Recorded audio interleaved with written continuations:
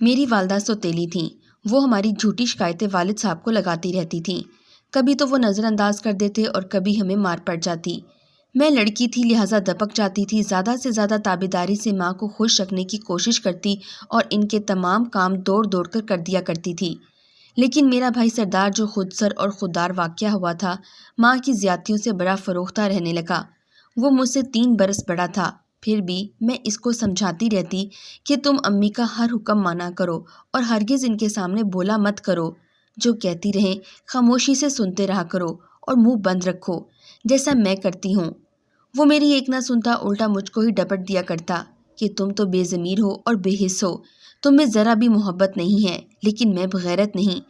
اگر ناجائز ہم پر دباؤ ڈالیں گی اور ناانصافی کریں گی تو میں ضرور بولوں گا اور ان کی غلط باتیں کبھی تسلیم نہ کروں گا، بلکہ گھر سے ہی بھاگ جاؤں گا۔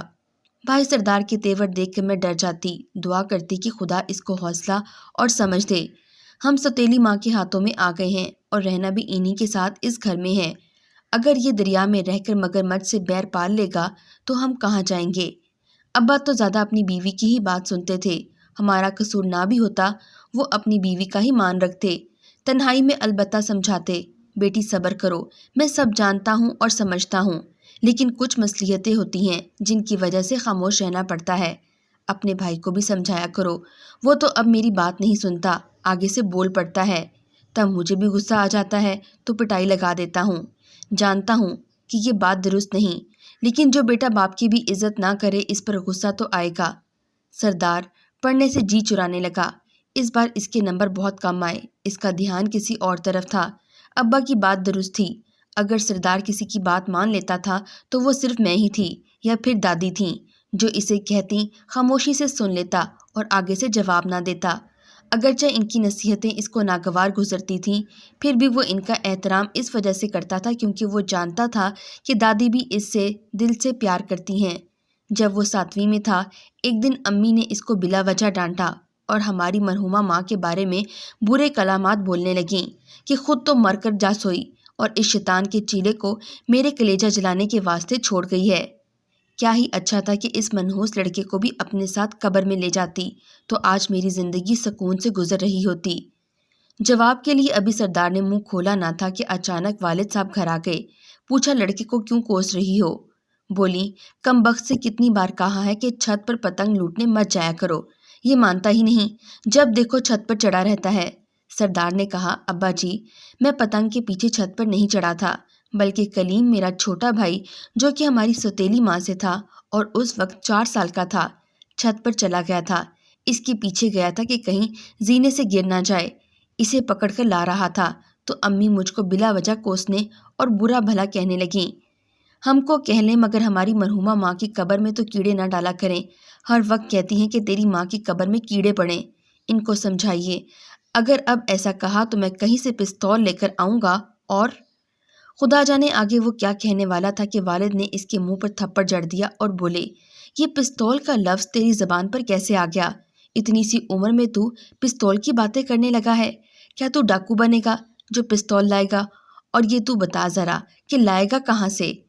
ابھی سردار کو ڈانٹ پڑ رہی تھی کہ دادی سے ملنے کے واسطے پھپھو اور پھپھا آ گئے۔ انہوں نے جو سردار کو روتے پایا، پھوپھی بولی بھائی صاحب اگر آپ پر سردار اتنا ہی بھاری ہے تو آج سے میں رکھوں گی، اس کو اپنے پاس پڑھا لکھا کے دے دوں گی، انسان بن جائے گا۔ ہر وقت کی ڈانٹ ڈپٹ بھی بچے کے لیے اچھی نہیں ہوتی، اس طرح تو بچہ باغی ہو جائے گا۔ اجازت دیجیے، ہم سردار کو آج اپنے ساتھ گھر لے جائیں گے۔ والد صاحب بھی روز کے اس پیچ پیچ سے تنگ تھے، بیوی کو راضی رکھتے یا بیٹے کی طرفداری کرتے۔ انہوں نے کہا میری طرف سے اجازت ہے، اگر تمہارے قابو آتا ہے تو لے جانا اسے۔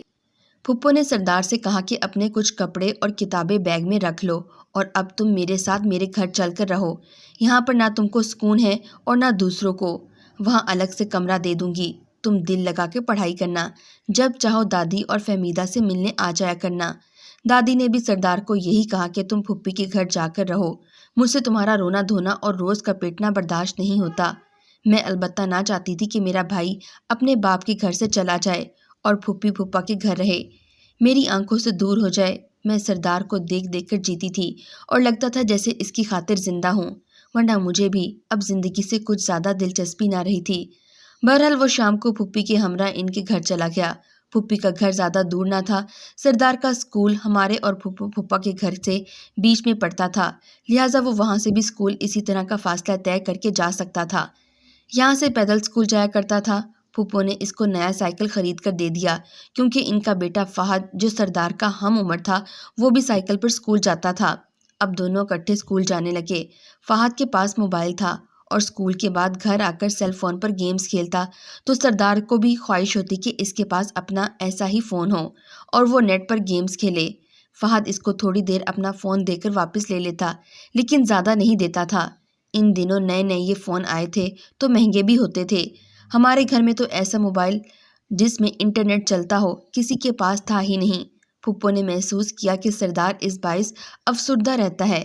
اس کا کزن تو نیٹ پر گیمز کھیلتا ہے اور وہ نہیں کھیل سکتا۔ انہوں نے اس کو بھی ایک موبائل لے کر دے دیا۔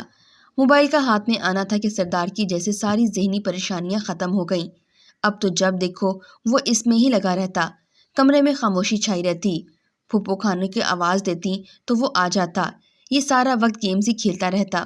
بزرگوں کا فرض ہوتا ہے کہ کچی عمر کے بچوں کے ہاتھ میں اگر ایسی شے دے دیتے ہیں تو ان پر نظر بھی رکھنی چاہیے کہ وہ کیا دیکھ رہے ہیں اور کس قسم کی گیمز کھیل رہے ہیں۔ ایسا شعور نہ تو ہماری پھپھو میں تھا اور نہ ہی پھپھا کو۔ اپنے کاروبار سے فرصت تھی کہ بچوں کی سرگرمیوں کی پڑتال کرتے۔ اپنے گھر میں ابا اور ہم سب کو سردار سے یہ شکایت تھی کہ گھر میں نہیں ٹکتا، اسکول سے آ کر دوستوں کی طرف چلا جاتا ہے۔ غرض سردار یہاں بھی سردرد بنا رہا اور اب وہاں پھپھو کے گھر بھی سارا وقت بلکہ تمام رات نیٹ پر خدا جانے کیا کیا دیکھتا کہ صبح ہو جاتی۔ راتوں کو جاگ جاگ کر رنگت پیلی رہنے لگی، بھوک اڑ گئی، اسکول جانے اور پڑھنے پڑھانے سے بھی رغبت نہ رہی۔ بالآخر ایک روز پھپھا نے چیک کیا تو پتہ چلا کہ وہ ایسے گیمز دیکھتا ہے جس میں روبوٹ نما آدمی نوجوانوں کے ہاتھ میں پستول اور بندوقیں ہوتی ہیں۔ وہ ٹھا لوگوں کو مارتے جاتے ہیں۔ جو زیادہ ڈمی بندے مارے ان کے زیادہ نمبر بنتے ہیں۔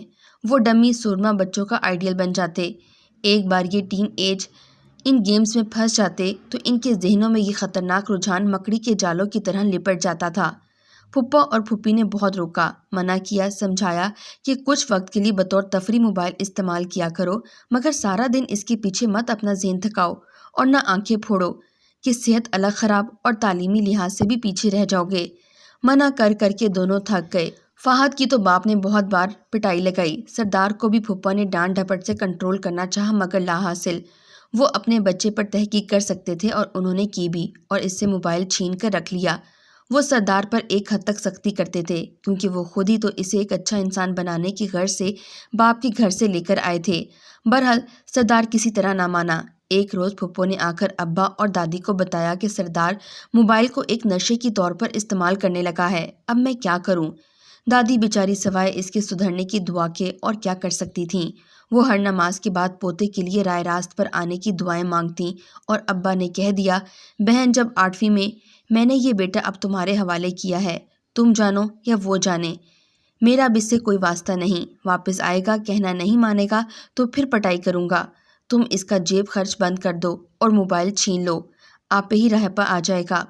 پھپھا اپنے اوپر یہ ملامت نہ لینا چاہتی تھیں مگر پھپھی کی وہ سنتا نہیں تھا۔ فیل ہو گیا تو ایک روز والد صاحب خود جا کر سردار کو بہن کے گھر سے لے آئے اور کہا کہ تم نے بہت عیش کر لیا اور بہت ان لوگوں نے تمہارے لاڈ اٹھا لیے، کیا نتیجہ نکلا؟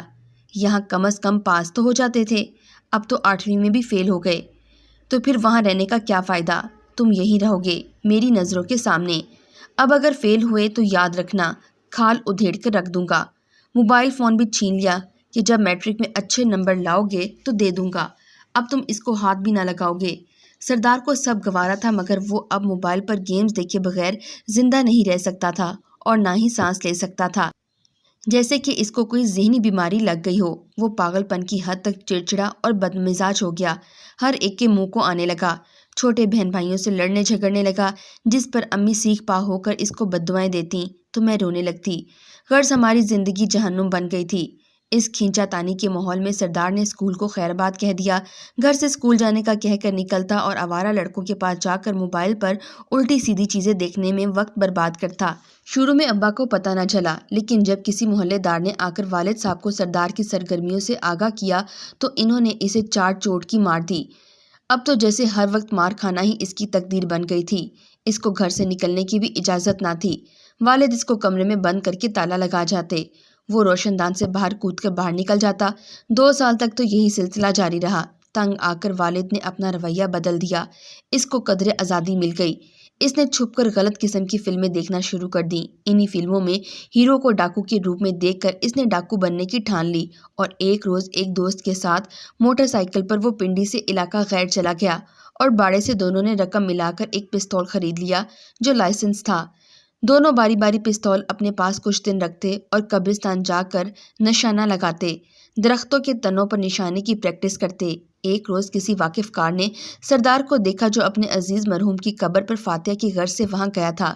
اس نے آ کر ابا کو بتایا کہ تمہارے بیٹے کے پاس پستول ہے، ذرا خیال کرنا کس کا ہے، کہیں آپ بھی نہ دھر لیے جاؤ۔